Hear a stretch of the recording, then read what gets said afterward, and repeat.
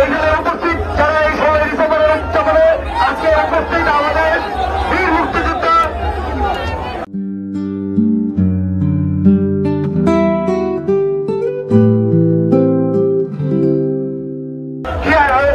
গিয়াসুদ্দিন সাহেব এখানে উপস্থিত আছেন। রামগঞ্জ জেলার খবর নাই এখানে উপস্থিত আছেন বিভিন্ন অঙ্গ সংগঠন এবং বিভিন্ন থানার সবার নেতৃবৃন্দ। সবাইকে আসসালামু আলাইকুম। আসলে আজকে বেশি কথা আমি বলবো না, কারণ আজকে আমরা কথা বলবো কথা শুনতে আসছি গিয়াসুদ্দিন সাহেবের, কারণ উনি মুক্তিযুদ্ধে ডাইরেক্টলি অংশগ্রহণ করেছিল, মুক্তিযুদ্ধ করেছিল। আজকে আমি একটি কথা বলি, রূপগঞ্জের আজকে মিছিলে বন্যা বয়ে যাচ্ছে।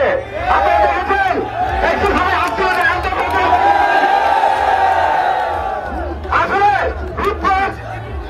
রূপগঞ্জ হল বিএনপির ঘাটে করে দিয়েছে যে রূপগঞ্জে বিএনপি ছাড়া অন্য কেউ নেই।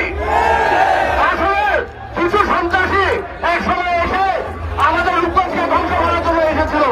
আল্লাহ রহমতে আমরা তাকে সরিয়ে দিতে পেরেছি। তবে এই মুক্তিযুদ্ধে যারা অংশগ্রহণ করেছে, যারা শহীদ হয়েছে, তাদের আত্মার মাত্রা করে আমার বক্তব্য শেষ করছি। খোদাফেজ, বাংলাদেশ জিন্দাবাদ।